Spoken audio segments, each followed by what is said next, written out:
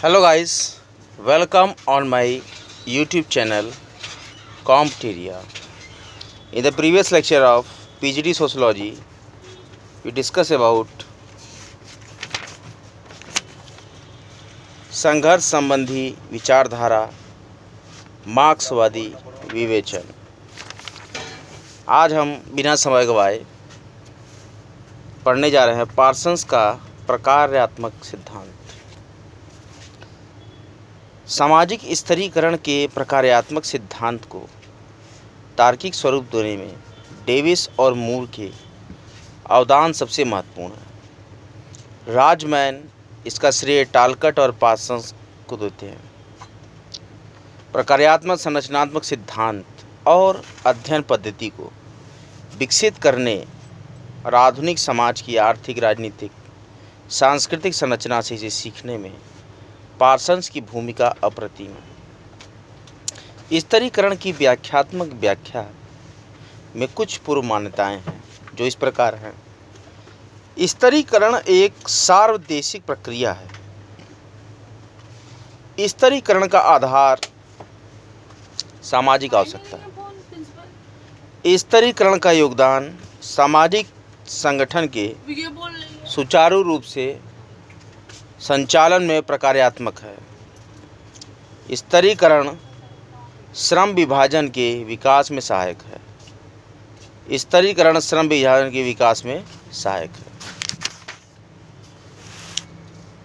श्रम विभाजन की इस पद्धति में किए गए सभी कार्यों का एक समान महत्व नहीं है और सामाजिक मानदंडों और आवश्यकताओं के अनुरूप इस कार्यकलापों का स्थान क्रम निर्धारित होता है। इसी आधार पर लोगों के स्थान क्रम, उनके स्तर और वर्ग का निर्धारण होता है।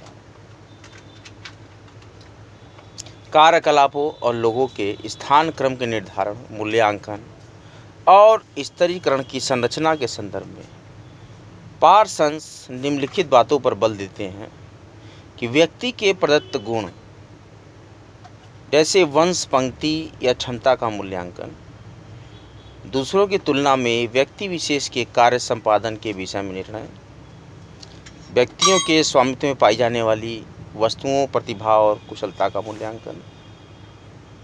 पार्सन्स के अनुसार स्तरीकरण का प्रकार्यात्मक सिद्धांत सार्वदेशिक है। सभी समाजों में व्यक्ति के गुण, कार्य संपादन और स्वामित्व के मूल्यांकन की पद्धति पाई जाती है। सभी समाजों के कुछ केंद्रस्थ मूल्य होते हैं जिनके आधार पर गुणों, कार्यों और स्वामित्व का मूल्यांकन होता है। सभी समाजों में अनुकूलन, प्रतिरूप, अनुरक्षण, एकीकरण और लक्ष्य प्राप्ति के मूल्य पाए जाते हैं।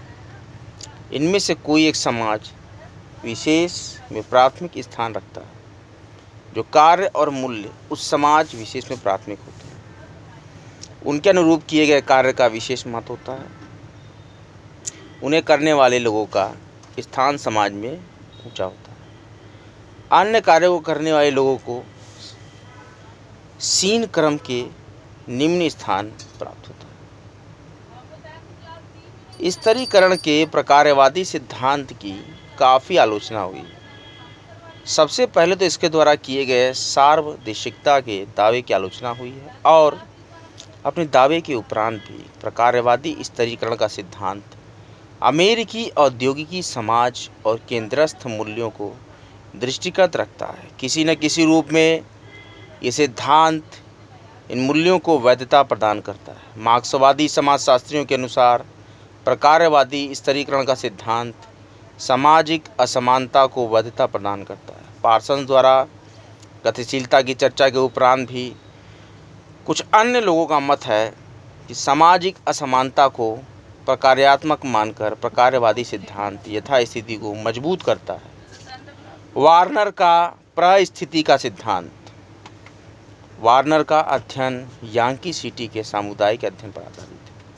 अपने स्तरीकरण के सिद्धांत के प्रतिपादन में वार्नर आर्थिक वर्ग के स्थान पर सामाजिक परिस्थिति पर जोर देते हैं। अपने क्षेत्र अध्ययन के आधार पर वार्नर निम्नलिखित कारकों को सामाजिक इस परिस्थिति का मापक मानते हैं: आय, व्यवसायत्मक प्रतिष्ठा, शिक्षा, वार्नर द्वारा वर्णित ये प्राथमिक माप अमेरिकी सामाजिक व्यवस्था की व्याख्या में बिल्कुल सटीक है।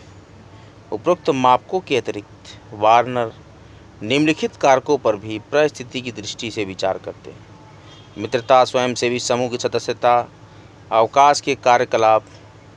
अपने क्षेत्र अध्ययन और परिस्थिति के मापकों के आधार पर वार्नर निम्नलिखित परिस्थितियों का विश्लेषण करते हैं: उच्च के उच्चतम कुलीन परिवार, उच्च कुलीन परिवारों के बाद के अन्य धनी परिवार, और मध्यम के उच्च स्वतंत्र व्यवसायी और निम्न श्वेतवसन तथा दफ्तरों के बाबू, और निम्न निर्धन और ईमानदार लोग और समाज से बहिष्कृत लोग। आज की औद्योगिक नगरीय व्यवस्था के विश्लेषण में वार्नर की श्रेणियां काफ़ी सहायक हैं। स्तरीकरण और गतिशीलता।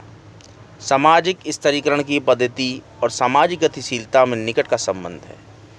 पिछले कुछ दिनों में हमने चर्चाएं की हैं कि अमुक्त सामाजिक स्तरीकरण के अंतर्गत सामाजिक गतिशीलता बहुत सीमा तक नियंत्रित होती है, जबकि मुक्त स्तरीकरण के अंतर्गत सामाजिक गतिशीलता के लिए यथेष्ट अवसर सुलभ होते हैं। सामाजिक स्तरीकरण की पद्धति और सामाजिक गतिशीलता की प्रकृति दोनों का संबंध विचारधारा और मूल्यों से है।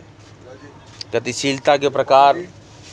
समाजशास्त्र के क्षेत्र में समान रूप से गतिशीलता क्षैतिज या भौगोलिक या भौतिक और लंबवत गतिशीलता में वर्गीकृत की जाती है। क्षैतिज या भौतिक गतिशीलता के अंतर्गत व्यक्ति एक स्थान से दूसरे स्थान पर जाता है। स्थानांतरण की इस प्रक्रिया में उसकी सामाजिक स्थिति में परिवर्तन भी हो सकता है और नहीं भी हो सकता है।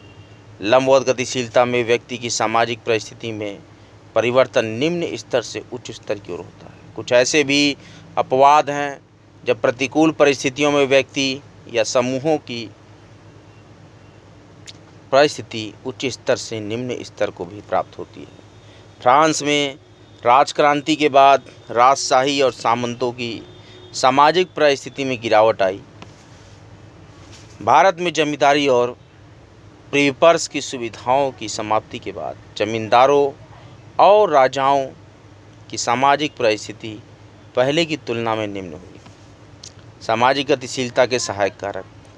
सामान्य तौर पर समाजशास्त्री मान्यता है कि मुक्त स्तरीकरण की पद्धति अवसर की समानता और प्रतिस्पर्धा की पद्धति के द्वारा सामाजिक गतिशीलता को प्रोत्साहन मिलता है। एक आदर्श प्रतिरूप की दृष्टि से जाति व्यवस्था अमुक्त स्तरीकरण के साथ जोड़ दी जाती है और इस आधार पर निष्कर्ष निकाला जाता है जाति व्यवस्था के अंतर्गत सामाजिक गतिशीलता का अभाव है और संरचनात्मक कारक सामाजिक गतिशीलता में सहायक होते हैं। वो कौन से संरचनात्मक कारक हैं उनकी मैं चर्चा करता हूँ। संरचनात्मक कारक जो कि मुक्त सामाजिक स्तरीकरण, अवसर की समानता, समाज द्वारा प्रतिस्पर्धा की विचारधारा की स्वीकृति और शैक्षणिक सुविधाओं की सुलभता। व्यक्तित्व संबंधी निम्नलिखित कारक सामाजिक गतिशीलता को प्रोत्साहित करते हैं: योग्यता, दक्षता, उपलब्धि की उत्प्रेरणा, निपुणता। नगरीकरण, औद्योगिकरण, लोकतंत्रीकरण और प्रतिस्पर्धा की विचारधारा के कारण सामाजिक गतिशीलता की दर और मात्रा में प्रायः सभी समाजों में वृद्धि दिखाई देती है। सामाजिक गतिशीलता पर विचार करते समय अनेक शोधकर्ता और कि व्यक्ति की उपस्थिति के स्थान जैसे कि गांव और नगर, माता पिता का व्यवसाय, उनकी शिक्षा, परिवार के आकार और विवाह की आयु आदि कारकों पर भी हम विचार कर सकते हैं। इस प्रकार से सामाजिक स्तरीकरण और गतिशीलता की ये यूनिट हमने समाप्त कर दी है। अब मैं अगले यूनिट की ओर प्रस्थान कर रहा हूँ जो कि बहुत ही इम्पोर्टेंट है। सोशल प्रोसेस, सामाजिक प्रक्रिया। गिलिन और गिलिन ने सांस्कृतिक समाजशास्त्र नामक पुस्तक में बड़े सहज ढंग से स्थापित किया है कि सामाजिक प्रक्रिया वस्तुतः सामाजिक अंतरक्रिया है। यह अंतरक्रिया दो या अधिक व्यक्तियों में होती है, व्यक्ति और समूह में होती है और इसके साथ ही साथ समूह और समूह में भी होती है। सामाजिक प्रक्रिया या अंतरक्रिया के लिए संपर्क और संचार का होना आवश्यक है। प्रक्रिया तभी आरंभ होती है जब व्यक्तियों का संपर्क होता है और संपर्क के माध्यम से संचार होता है। उत्तर आधुनिकतावादी लेखक आधुनिक समाज को इंफॉर्मेशन सोसाइटी के नाम से भी जानते हैं। संचार के क्षेत्र में आज जो भी परिवर्तन आए हैं उन्हें क्रांतिकारी कह सकते हैं। सामाजिक प्रक्रिया का संदर्भ आज जितना जटिल है, शायद एक दशक पहले ऐसा नहीं था। सामाजिक प्रक्रियाओं के लिए पूरा आकाश खुला हुआ है और इसी कारण समाजशास्त्र में अंतःक्रिया और संचार के क्षेत्र में कुछ भी लिखना बड़ी सावधानी का काम है। सामाजिक अंतःक्रिया 3 स्तरों पर चलती है: व्यक्ति व्यक्ति के बीच, व्यक्ति समूह के बीच और समूह समूह के बीच। यह अंतःक्रिया सामाजिक प्रक्रिया नहीं है, बल्कि उसकी यह प्रारंभिक स्थिति है। सामाजिक प्रक्रिया को परिभाषित करते हुए लेस्ली और उनके सहयोगी समाजशास्त्रियों ने स्पष्ट ढंग से कहा है कि सामाजिक अंतःक्रियाओं के रिपीटेटिव स्वरूप सामाजिक प्रक्रिया कहलाती है। This repetitive forms of social interaction are called social process. Leslie ने कहा है, ये 1980 की घटना है। और सामाजिक प्रक्रिया की विशेषताएं कौन कौन सी है? पहली है, सामाजिक प्रक्रिया सामाजिक परिवर्तन से संबंधित है और सामाजिक प्रक्रिया मानवीय अंतःक्रिया के परिणाम स्वरूप होती है जो परस्पर एक दूसरे को प्रभावित करती है। इसके साथ ही साथ सामाजिक प्रक्रिया के कई रूप होते हैं, जैसे कि सहयोग, प्रतियोगिता, संघर्ष, व्यवस्थापन, आत्मसात। सामाजिक प्रक्रिया में निरंतरता का गुण होता है। सामाजिक प्रक्रिया आंतरिक और बाह्य कारणों से होती है। सामाजिक प्रक्रियाओं की निश्चित क्रमबद्ध श्रेणियां होती हैं। विभिन्न प्रकार की सामाजिक प्रक्रियाएं परस्पर संबंधित होती हैं और एक दूसरे पर निर्भर होती हैं। सामाजिक प्रक्रिया समय और स्थान सापेक्ष होती हैं। सामाजिक प्रक्रिया की प्रकृति सामाजिक होती है। सामाजिक प्रक्रिया समाज की विभिन्न संस्थाओं के ढांचे और कार्यों पर निर्भर करती है। सामाजिक प्रक्रियाएं 2 प्रकार की हो सकती हैं। पहली है सहयोगात्मक और दूसरी है असहयोगात्मक। सहयोगात्मक प्रक्रियाओं में सहयोग, सामंजस्य, समायोजन और असहयोगात्मक में प्रतिस्पर्धा, संघर्ष इत्यादि बिंदु शामिल होते हैं। सहयोग की विशेषताएं हैं। सहयोग एक सामाजिक प्रक्रिया है जो संघर्ष के विपरीत होता है। सहयोग के सदस्यों का संयुक्तिकरण होता है। सहयोग एक निरंतर चलने वाली प्रक्रिया है। सहयोग के माध्यम से समाज के सदस्य सामान्य लक्ष्यों को प्राप्त करते हैं। सहयोग समाज को संगठित करता है। सहयोग से समाज में एकीकरण में वृद्धि होती है। प्रतियोगिता की विशेषताएं क्या क्या हैं? प्रतियोगिता में 2 या 2 से अधिक व्यक्तियों का समूह होना जरूरी है। प्रतियोगिता एक सार्वभौमिक तथ्य है। प्रतियोगिता में निरंतरता का गुण पाया जाता है। प्रतियोगिता एक अवैयक्तिक प्रक्रिया है। प्रतियोगिता में सीमित लक्ष्य होते हैं। संघर्ष उसी स्थिति में होता है जब व्यक्ति या समूह के स्वार्थ और विचार एक दूसरे से भिन्न होते हैं। संघर्ष में 2 या अधिक व्यक्तियों के मध्य हिंसा, विरोध, आक्रमण, उत्पीड़न और घृणा के तत्व पाए जाते हैं। संघर्ष एक चेतना प्रक्रिया है। संघर्ष एक अस्थायी प्रक्रिया है। यह समय और स्थान सापेक्ष होता है। यह सार्वभौमिक प्रक्रिया है। संघर्ष के बारे में हमने चर्चा की। अब हम इसके बाद चर्चा कर रहे हैं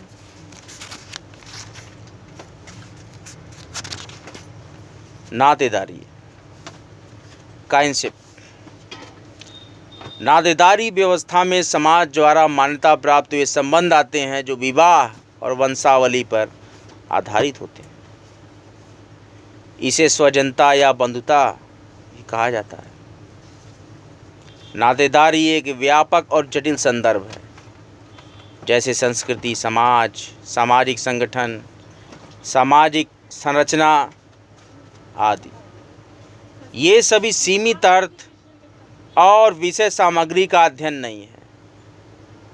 इनकी कई बातें मूर्त वास्तविकताएं या तथ्य हैं जिनका हम स्वतंत्र तौर पर अध्ययन करते हैं, जैसे परिवार, विवाह, नातेदारी। नातेदारी की परिभाषा क्या है, इस पर हम चर्चा कर लेते हैं। मजूमदार और मदान अपनी पुस्तक सामाजिक मानवशास्त्र परिचय में कहते हैं, सभी समाजों में मनुष्य अनेक प्रकार के बंधनों द्वारा आपस में समूहों में बंधे हुए होते हैं। इन बंधनों में सबसे अधिक सार्वभौमिक और आधारभूत बंधन वो है जो संतानोत्पत्ति पर आधारित होता है। संतानोत्पत्ति मानव की स्वाभाविक इच्छा और नातेदारी कहलाती है। मजूमदार ने बताया है कि संतानोत्पत्ति से ही नातेदारी प्रथा अपने अग्रिम विकास की स्थिति तक पहुंच पाती है। रॉबिन फॉक्स कहते हैं कि नातेदारी केवल स्वजन अर्थात वास्तविक अथवा कल्पित समरसता वाले व्यक्तियों के मध्य संबंध है जो किसी भी प्रकार पैदा हो सकता है, अर्थात वास्तविक भी हो सकता है और कल्पित भी। कल्पित संबंधों से तात्पर्य गोद लिए हुए बच्चों से हैं। रैडक्लिफ ब्राउन कहते हैं कि नातेदारी सामाजिक उद्देश्यों के लिए स्वीकृत संबंधी वंश संबंधी है, जो कि सामाजिक संबंधों के परंपरात्मक संबंधों का आधार है। ब्राउन ने नातेदारी संबंधों को सामाजिक महत्व और परंपरा के आधार पर परिभाषित किया है।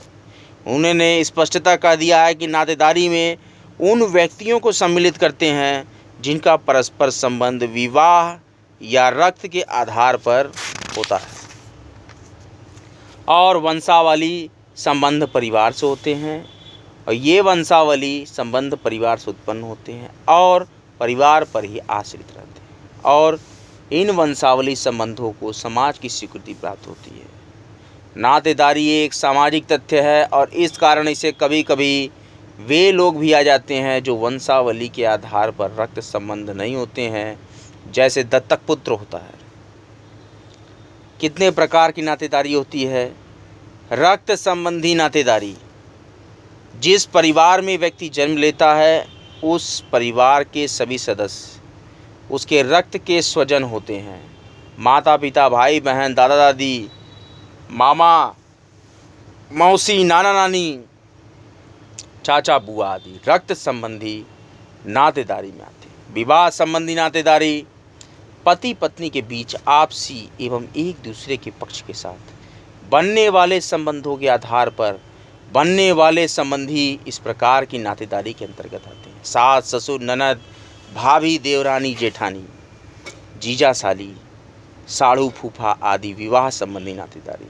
काल्पनिक नातेदारी, रक्त संबंधी स्वजनता सदैव जैविकी ही हो आवश्यक नहीं है। पिता और पुत्र का संबंध रक्त पर आधारित संबंध है, लेकिन ऐसा हो सकता है कि पुत्र वास्तविक न होकर गोद लिया हुआ हो। इस प्रकार की नातेदारी को काल्पनिक नातेदारी कहते हैं।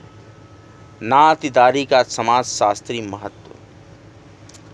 नातेदारी या स्वजनता के आधार पर ही विवाह, परिवार, वंश, उत्तराधिकारी, सामाजिक दायित्वों आदि का निर्धारण होता है। नातेदारी या स्वजनता के आधार पर यह निश्चित होता है कि विवाह किससे हो सकता है और किससे नहीं हो सकता है। विवाह के द्वारा परिवार अस्तित्व में आता है। परिवार को परिवार बनाए रखने के लिए और मानव समाज को मानव समाज बनाए रखने के लिए और मानव समाज को मानव समाज बनाए रखने के लिए परिवार और विवाह में नातेदारी या स्वजनता का पालन अनिवार्य।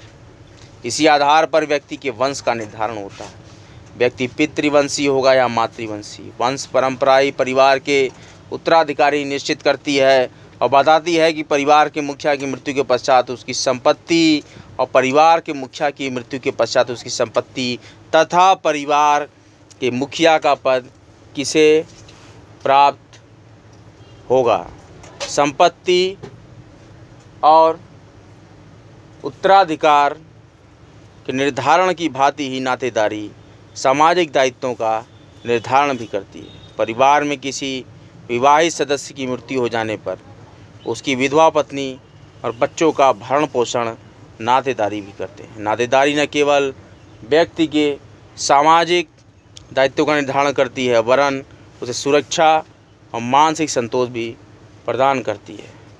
पारस्परिक संबंधों में जो व्यक्ति जितना नज़दीकी होगा, नातेदार उसकी आर्थिक सहायता के लिए उतना ही अधिक तत्पर रहेंगे। नातेदारी उसकी यह विश्वास दिलाकर कि वह समाज में अकेला नहीं है, उसको मानसिक सुरक्षा देते हैं। नातेदारी की श्रेणियाँ। प्राथमिक स्वजन, इसमें 8 प्रकार की संबंध श्रृंखला में गुथे लोग आते हैं, जैसे पति पत्नी, माता पुत्र, माता पुत्री, पिता पुत्र, पिता पुत्री, भाई भाई, भाई बहन, बहन बहन।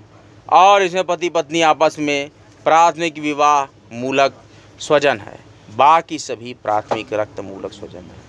द्वितीयक स्वजन प्राथमिक संबंधियों के प्राथमिक संबंधी द्वितीयक स्वजन कहलाते हैं, जैसे जीजा साला, जीजा साली, चाचा भतीजा, सास जमाई, चाचा भतीजा रक्त मूलक द्वितीयक स्वजन और सास जमाई विवाह मूलक द्वितीय स्वजन है।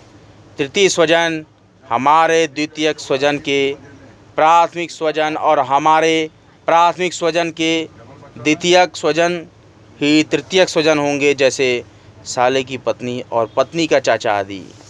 नातेदारी रीतियाँ। नातेदारी व्यवस्था में 2 संबंधों के बीच व्यवहार या संबंध किस प्रकार का होगा, इससे कुछ निश्चित नियम ही नातेदारी या स्वजन रीति कहलाते हैं, जैसे माता पुत्र का संबंध श्राद्ध, श्रद्धा व सम्मान, और पति पत्नी का प्रेम और जीजा साली का संबंध मधुरता पर आधारित होता है। कुछ रीतियाँ निम्नलिखित हैं, जैसे कि परिहार।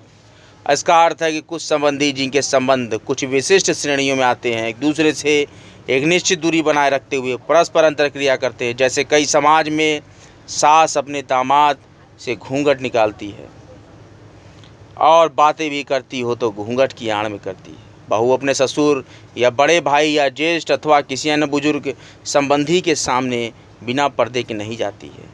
टायलर मानते हैं कि मातृ संतात्मक परिवारों में दामाद की पूर्णतया अपरिचित होने और परिवार के अधीन होने के साथ प्रतिबंधित संबंध निभाने के लिए बाध्य होने के कारण परिहार प्रथा की उत्पत्ति हुई। रेडक्लिफ ब्राउन इसको नकारते हुए कहते हैं कि व्यक्तियों के संपर्क में आने पर वे या तो परस्पर सहयोग करते हैं या परस्पर संघर्ष करते हैं। चूँकि नातेदारी में संघर्ष को सामाजिक आदर्शों के विरुद्ध माना जाता है, जिसे रोकने के लिए परिहार प्रथा का विकास हुआ है।